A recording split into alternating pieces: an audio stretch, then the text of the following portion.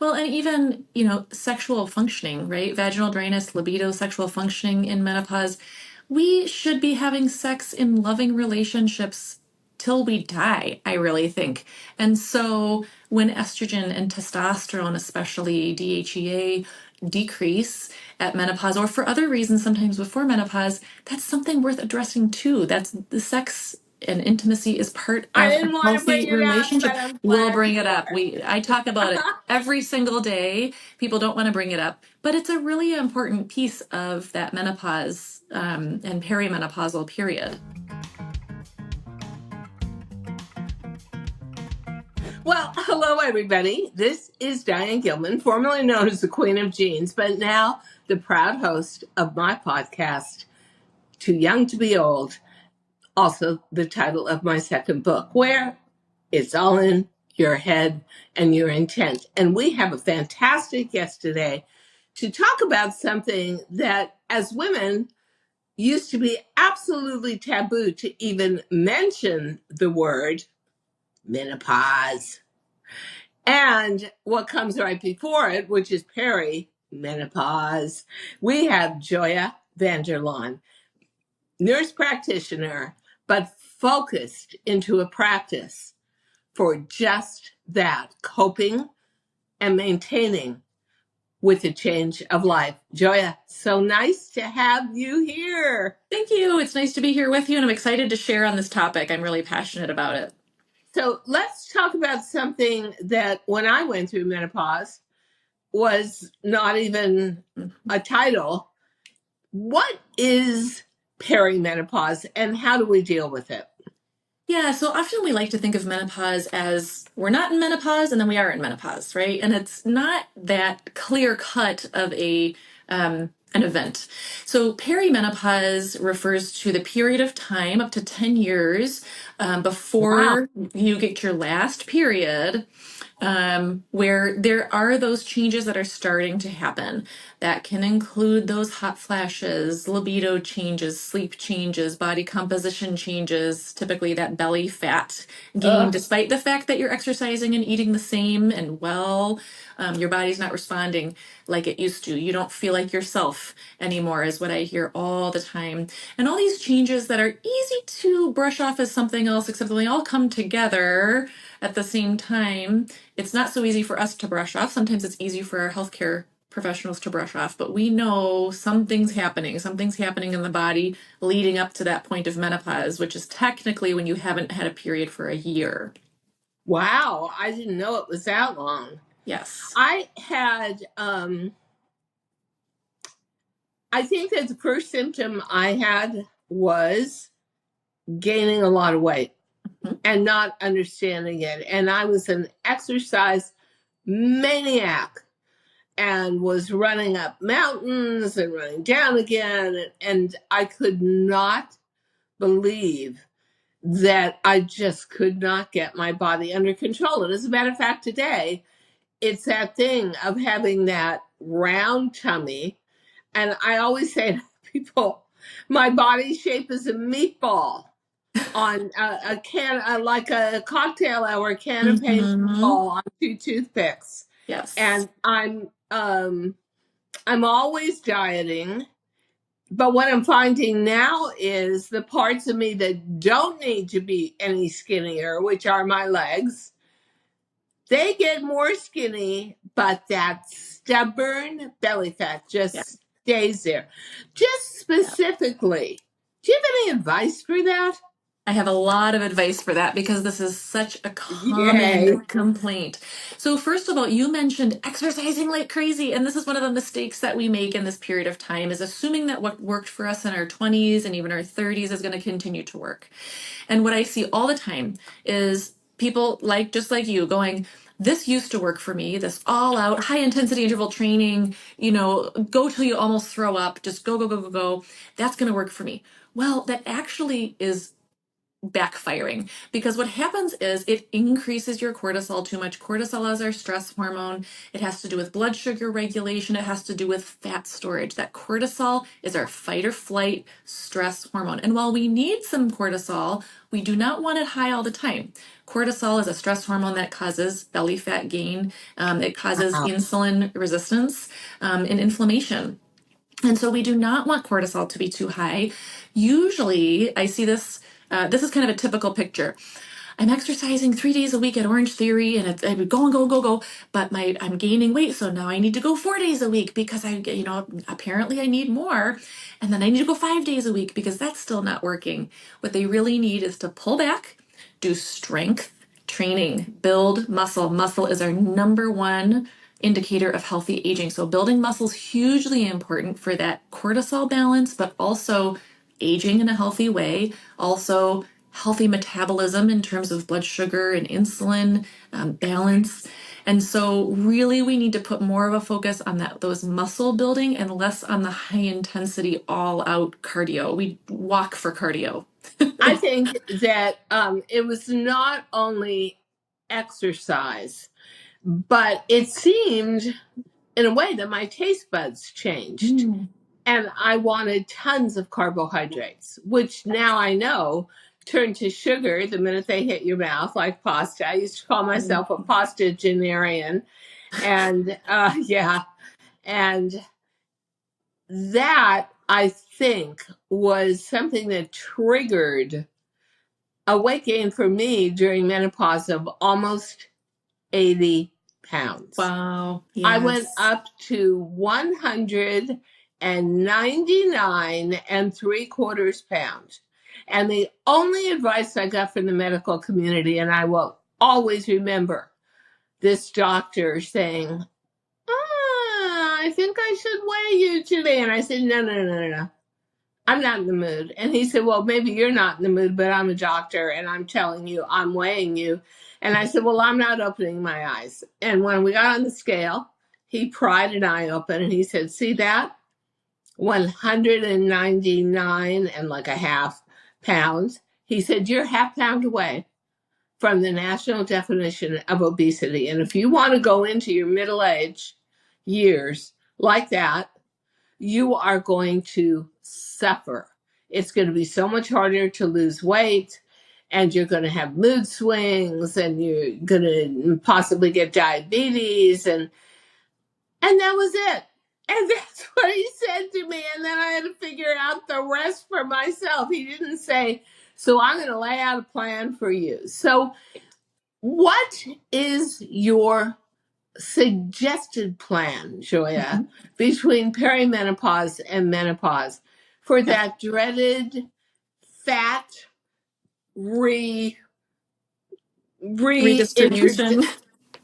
redistribution in parts of your body where you Yeah. never wanted it and where you never see any celebrities having it, right? Mhm. Um, And again, I think the other thing along with that, I'll bet you that I ate a lot of carbs because I was getting depressed.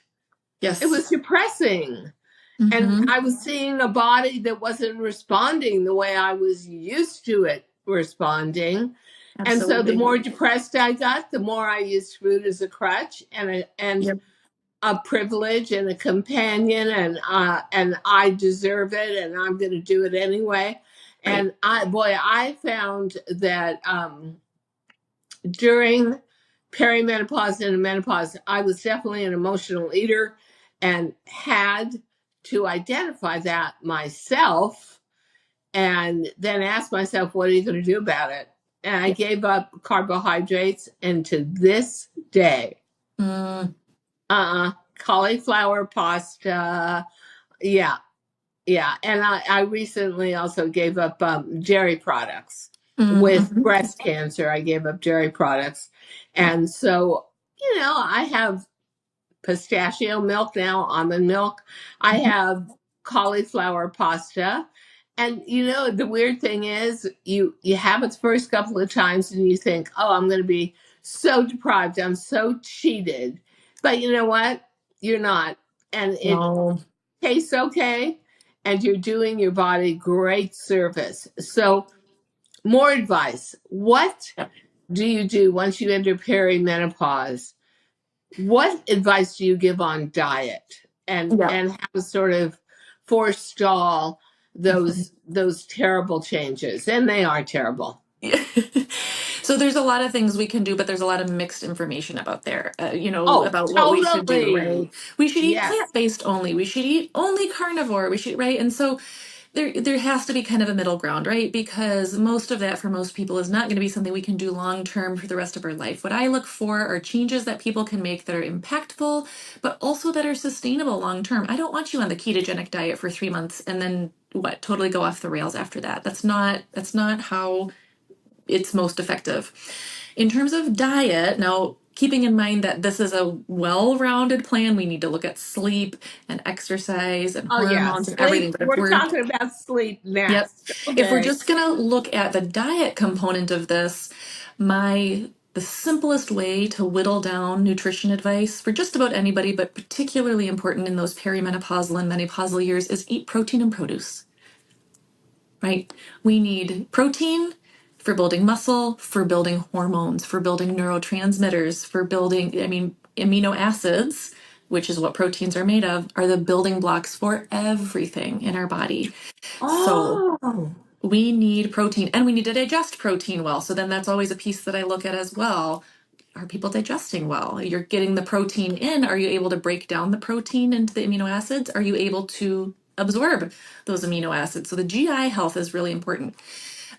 Other things diet wise, I recommend 12 hours of fasting every 24 hours. So, in other words, eat supper, don't have calories after that, that's and eat your me. breakfast if you want to. Although, listen to your body too. If you don't feel hungry for breakfast in the morning, or maybe some mornings per week, listen to your body. Don't just eat breakfast because somebody told you should eat breakfast. See how you feel. Do you feel better delaying breakfast for 2 hours or 4 hours? Pay attention to your signals, the signals that your body is giving you. Yes. Yep. I find Um, that for an older body, and I'm 78, mhm. people are always saying, you're always starving yourself. And my answer is, wait till you get to be 78. Yep. You're not moving around as much as you moved around when you were 30. You Right. don't need all those calories. And then the other thing I always hear, because when I had breast cancer, one of the big golden rules was don't eat red meat, along with don't have alcohol and, don't smoke cigarettes, more obvious stuff. And I gave up red meat because honestly, an older body, it became harder to digest it. I don't miss it Yep. at all. Yep. So you But listen to your body, right? I Which is what I did. ask patients to do all the time. I ask them to do that with exercise and with nutrition and with stress and with relationships. Listen, what are you feeling here? So, I think it's very difficult for most of the female population to not feel terrified. mhm. I thought it was the end of life. And my mother Oh, always told me it was the end of life. My mother had to have emergency full hysterectomy at about the age of 46. She gave birth to me at 45, pardon me, in 1945. So there was not a lot of sophisticated treatment going on there or sympathy towards women. no, It was just sort of, no, we don't have any solutions for you. right, Just live with it or right. don't. And she just dove into deep depression, Yeah, deep anger, and bitterness. And, she used to say to me all the time, life is over with at 30 for a woman. So absolutely you not. better pack in everything you're going to do and everything you want to experience. And then it's done. And then menopause to her, and we could never discuss it ever. But to her, I think it was like death of a female. She was Oh, never the same, ever, ever, ever the same. And then I think about Angelina Jolie having to have a full hysterectomy and a double mastectomy, which mhm. I had, because of her BRCA gene. And I always think to myself, and I'm damn sure that Angelina Jolie had doctors that said the second you're out of anesthesia, you're going on hormone replacement. So talk to us Mhm. about just that hormone replacement, Yeah. which frankly for me, I hear so many differing, really polar points of view about it. I'm just exhausted from it's like a tennis match for those that believe in it, for Yep. those that don't believe in it. Where is the middle? Well, I don't know that we need to find the middle. I think that we need to find what research supports. And research supports the use of hormones. The real disservice that the interpretation of some of the research in the early 2000s did was it really scared women about the use and scared healthcare professionals too And they're about the use still of scared. hormones. And Yeah, they're still they're scared. still scared. Right. And to be honest with you, even as a prescriber, I am very pro hormone where appropriate, which is in more cases, it's appropriate than what, kind of the general population or the traditionally trained medical community would have us think. Or, that's how we were trained, right? As well, estrogen causes breast cancer, so we can't use that. And Yeah. while it's true that estrogen can feed certain types of existing breast cancers, that it's not true that estrogen causes breast cancer. And here's the tough thing: 1 in 8 women is going to end up with breast cancer, hormone therapy or not. No, And so the percentages are even more alarming more now. now. It's more like 1 in 6. Yeah, so even And more. breast cancer among women under 50 who have not been touched by peri or full menopause. Mhm. Do you know those rates have shot up 77% in just the last year? Well, and that's a whole other conversation about the why, Isn't the it? reasons for Yeah. that. So, so in essence, you're right. The rates are going up, and that also means that women are getting breast cancer at an alarmingly high rate, whether they're on hormones or not. So, women Ah, on hormones are oh, going that's to right. get cancer, breast cancer, right? That Was it is because of the wow. hormones? No. Now, I was told that when I was diagnosed, I had estrogen based cancer. So the good news was it was really identifiable Mhm. and actually the most common kind of cancer. Right. So they knew what they were doing, essentially. But the bad news was I was told you can only blame yourself, Diane, for cancer because you took bioidentical hormones for way too long. Well, okay, so I took them for 28 years, shoot me. Yeah. But they made me feel so much better. Oh my God, when I had to Yes. give that up after the diagnosis, Yeah. it was like So boom, boom, boom, just yeah. knockout Yeah, phase. so our breast tissue, normal breast tissue, has estrogen receptors on it. So here's one resource, a really good resource I would have your listeners check out is the book called Estrogen Matters by Avram Blooming. He cites a lot of the research and kind of counters a lot of the popular thinking about estrogen safety and the research. So that would be a really good book for your listeners to read. What he talks about is the fact that we have estrogen, and his wife had breast cancer, by the way. So, and he's an Ah, oncologist. okay. So he's an authority on this.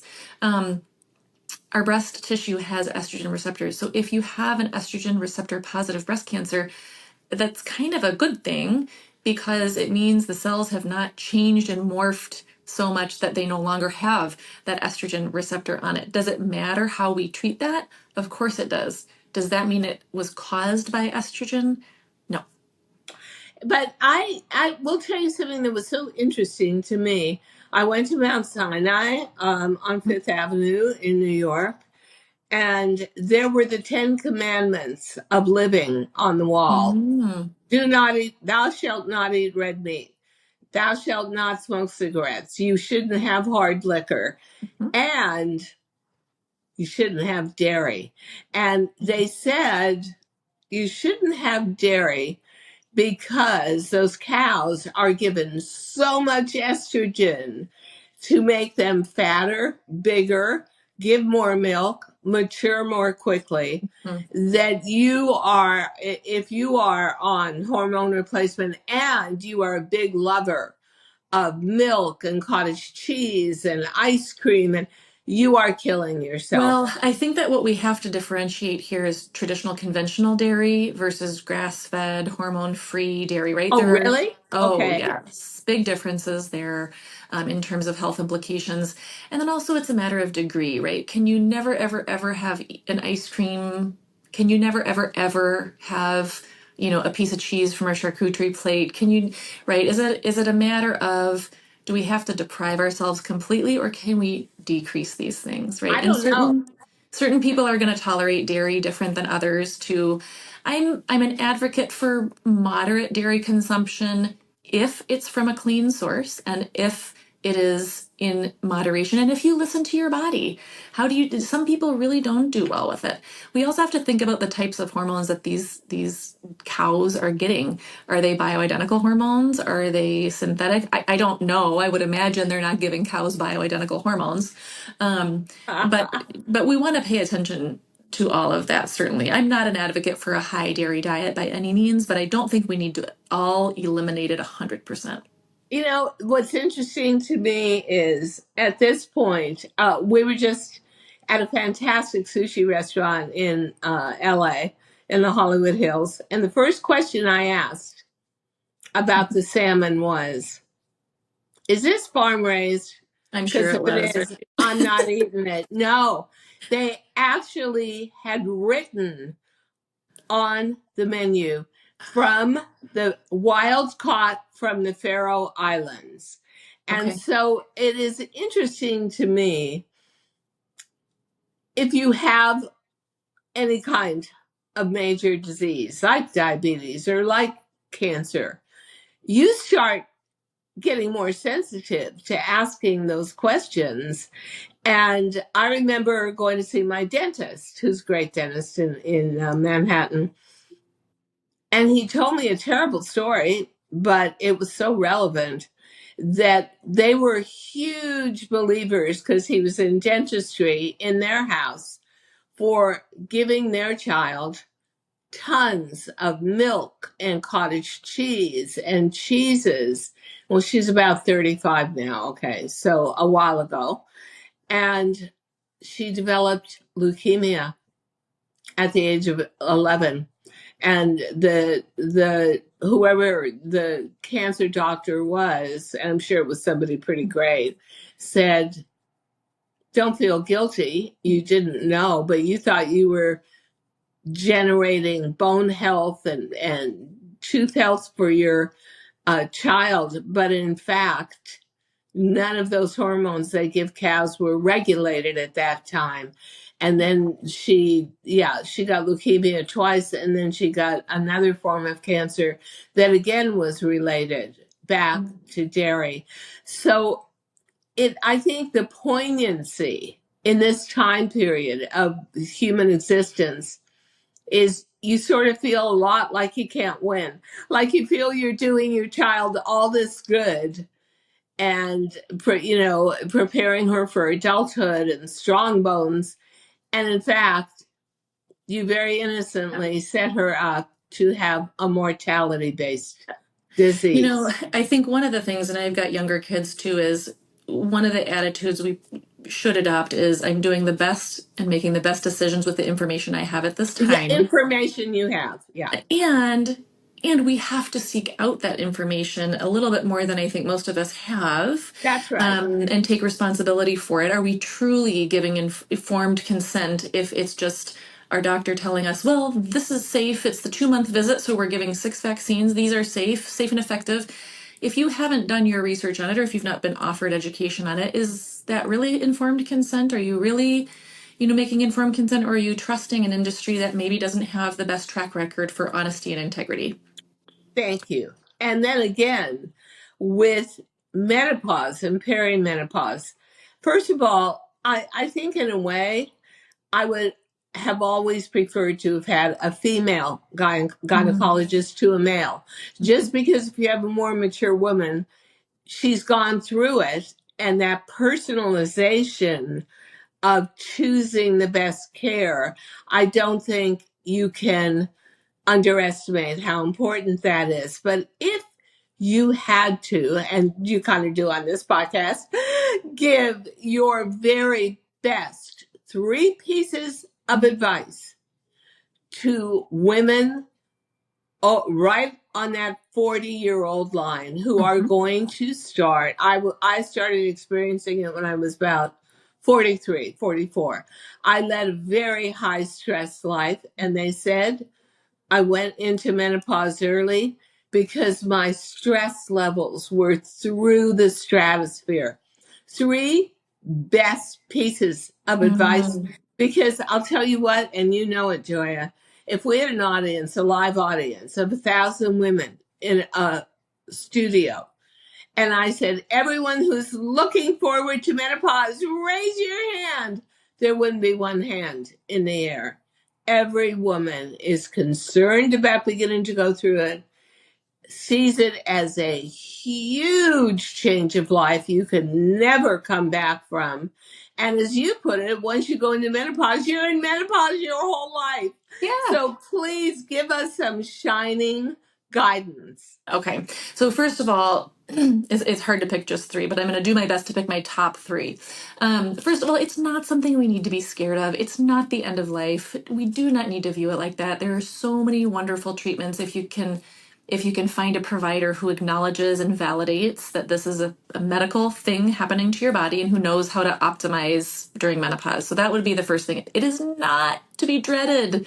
This is normal. Every woman goes through it. Every woman experiences it differently and manages it differently, but it is not to be dreaded. Secondly, hormone replacement therapy from a bioidentical source, done by somebody who's going to give individualized dosing and test levels to make sure you're metabolizing the hormones right and to make sure your dose is appropriate and pay attention to things like side effects that you might be having. Like what? Sometimes breast tenderness if you're on too much estrogen, sometimes vaginal bleeding if the balance is not correct, and that's Weight important to gain? pay attention to. Weight gain can be if the hormones are not optimized correctly, especially if progesterone is too high, it can tend to cause fluid retention and bloating and some constipation even. And can I just say, when I was younger and I started to get symptoms, I was put on birth control Yeah, pills. And that's where I gained weight too. And yeah. I was very confused about that. They're all So synthetic hormones, not individualized, not bioidentical. Um, so yeah, I'm a big fan of the bioidentical hormones. Not only do they provide symptom relief and management for the present, but also help to prevent things like dementia, heart disease, osteoporosis, and all yeah, sorts of things down the road. So it's really an insurance policy as well for I things was that very we sad know to give them happen up. to women later in life too. And the third thing I would say is pay attention to diet and exercise and realize that they may change and be different from what they were back when you were in your 20s and 30s. Again, ideally protein and produce. Another way I like to put that is an organic paleo diet. And when we put a name to it like that, it's easier to search recipes online, for example. If you're And looking for what is organic paleo? Yep. So organic, free of most pesticides, hopefully, or lower in pesticides. And then paleo would be grain free, dairy free, sugar free. So it's mostly a focus on protein and produce.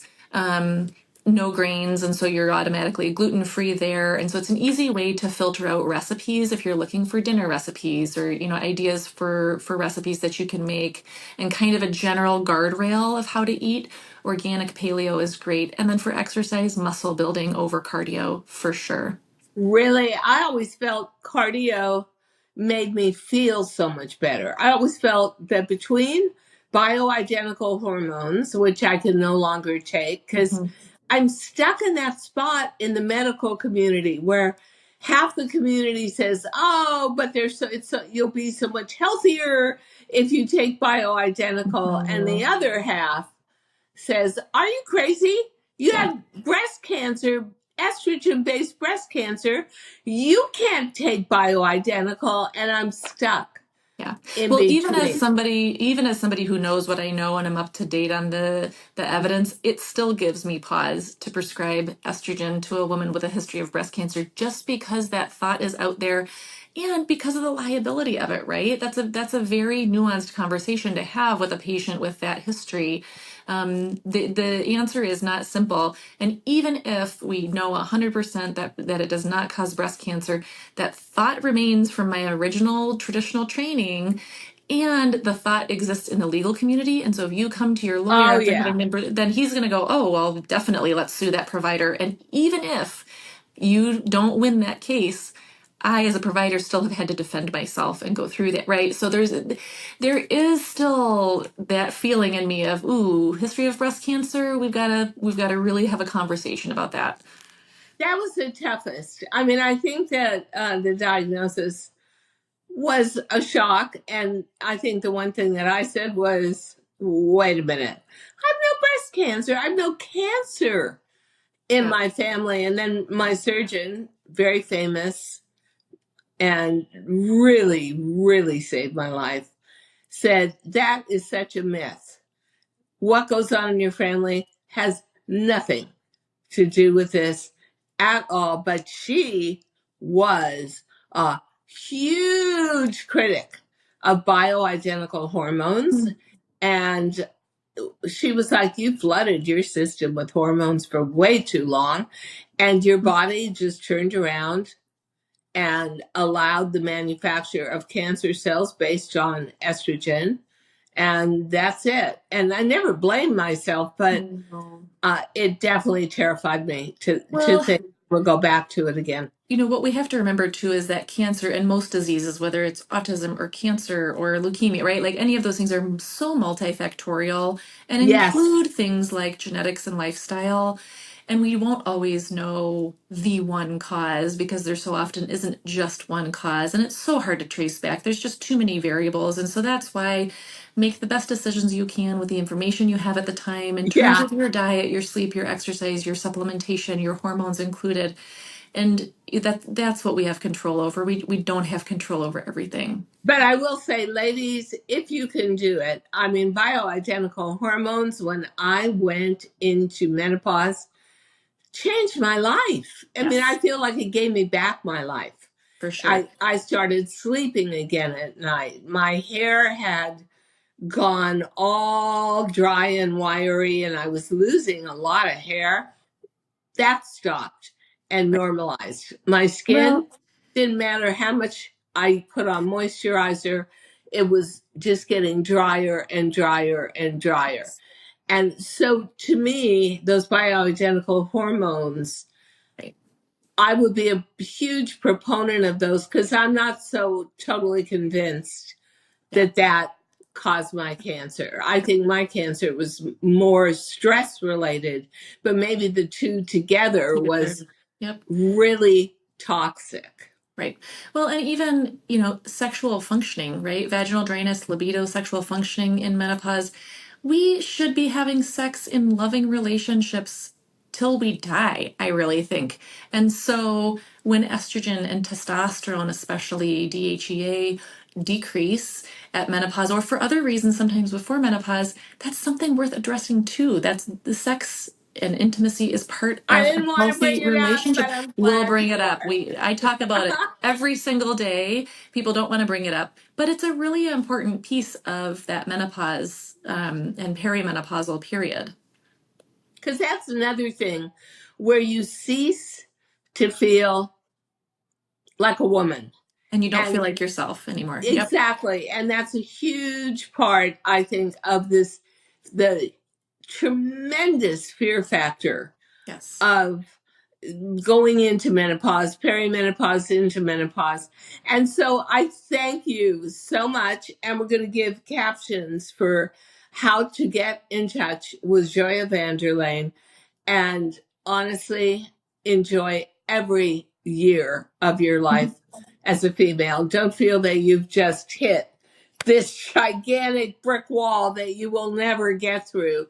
And that is not the case at all. If you're not getting So through that brick wall, you need to find another provider. That's what you need to do. there you go. There you go. It's not your fault. It's just you're going to have to work a little longer and a little harder to find a good doctor. But I think there are many of them out there, and you can really come up with a sophisticated plan that is perfect for you. And so I thank you so much. You're so welcome. And you are so incredibly knowledgeable. We all appreciate that, Joya. You're welcome. You're very welcome. Thank you so much for listening to Too Young to Be Old podcast. The episode may be over, but the fun doesn't have to stop here. Find us on Facebook, Instagram, TikTok, and YouTube at The Diane Gilman, or visit our website, thedianegilman.com. If you like the show, leave us a rating or a review and subscribe so you don't miss the next episode. And until then, don't forget, age is just a number. Together, we'll prove that we are all too young to be old.